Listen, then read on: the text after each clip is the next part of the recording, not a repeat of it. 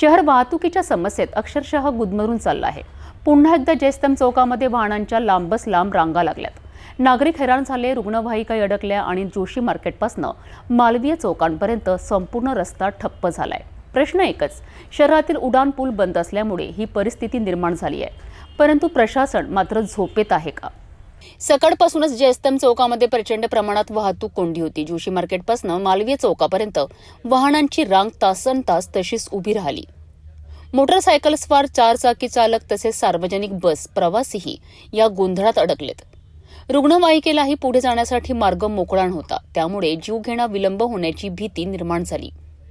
शहरातील मुख्य उड्डाणपूल बंद असल्यामुळे वाहतुकीचा भार पूर्णपणे चौकांवर पडतो आहे।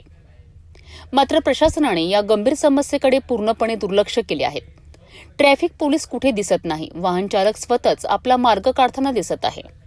नागरिकांमध्ये प्रशासनाविरोधात तीव्र नाराजी असून रोजंदारीच्या कामानिमित्त बाहेर पडणाऱ्या लोकांचा वेळ वाया जातोय।